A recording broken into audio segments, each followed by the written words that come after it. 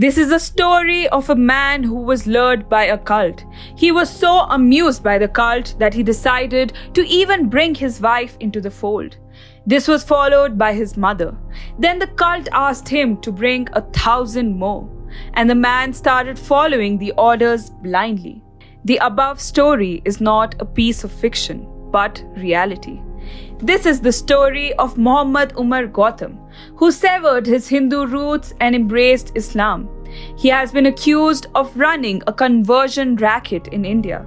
Women, the old and the disabled were his targets, and so far he has converted more than 1,000 of them. And now that he has been arrested, he has started singing like a canary. Hi and welcome to TFI English, the national and socio-political analysis arm of the TFI Media Group. I'm your host Diksha, and in this video I will tell you the story of Shyam, alias Umar, who was so inspired by Islam that he decided to bring 1,000 more into the fold. Let's begin. The nationwide massive Islamic conversion racket busted by Uttar Pradesh anti-terrorism squad has left the authorities befuddled as to how such a big racket continued for so long and received foreign funding from Pakistan and Arab countries. Mufti Qazi Jahangir Osmani and Mohammad Umar Gautam, residents of Jamia Nagar, Delhi, have been identified as the two main culprits, accused of converting over 1,000 Hindus into Islam, mostly forced, and consequently were arrested on Monday. However, an interesting development has come to light as different layers of the case begin to unravel. Turns out, Mohammad Umar Gautam was earlier known as Shyam Prasad Singh Gautam before he severed his ties with Hindu roots and embraced Islam. According to Arab News, Shyam, alias Mohammad Umar, was born in 1964 in a regal Rajput family from Fatehpur. Shyam's slow walk towards Islam started in 1984 when he met a man named Nasir Khan in his Pratapgarh neighborhood. During that time, Gautam had met with an accident and could not go to college. Khan helped Gautam in attending classes. He also took Umar Gautam to a hospital and brought meals for him from his mess. Khan, being a devout Muslim, provided books and scriptures on Islamic beliefs to Gautam. Gautam diligently read all the books provided by Khan, which also included books on Prophet Muhammad, Islamic hadiths, and other doctrines.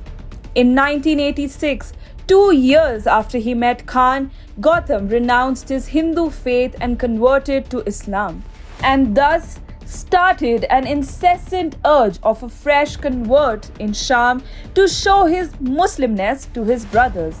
Now rechristened as Mohammad Umar Gautam, he converted his wife and later his mother into Islam, and now started using every dirty trick in the book to lure financially weak and disabled people into his cult of conversion. It is indeed curious to note that Shyam is a distant relative of former Indian Prime Minister VP Singh. During the interrogation, the duo informed the police that they converted around 250 to 300 people every year. According to Uttar Pradesh ADG Law and Order Prashant Kumar, the deaf and dumb son of a couple living in Kalyanpur, Kanpur, was converted and sent to South India. Thousands of such cases have come to light. The people were promised money and jobs in lieu of conversion. The criminal Islamic fanatic was quoted as saying, "I converted at least 1,000 non-Muslims to Islam, marrying them all to Muslims." He also confessed to having converted over 1,500 children at school for the deaf and mute in Noida on the pretext of employment and money. Uttar Pradesh Chief Minister Yogi Adityanath has instructed the concerned agencies to invoke the stringent National Security Act against the accused. He has also instructed to book all the accused under the Gangster Act.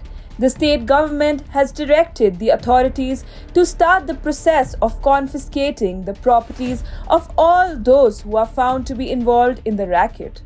A case was registered by ATS under sections 419, 420, 295A, 505 and 506 of the Indian Penal Code. According to the Uttar Pradesh Prohibition of Unlawful Religious Conversion Ordinance 2020 brought in by the Yogi government last year, forced conversions are non-bailable offences with up to 10 years of jail time if undertaken unlawfully. TFI has reported time and again that it is the zeal of fresh converts that drives them into pursuing such drastic and inconceivable ideas. Thus, what Mohammad Umar Gautam did shouldn't come as a surprise to any. He was simply following the diktat of the Ummah and trying to find his footing among the radical fundamentalists of his religion.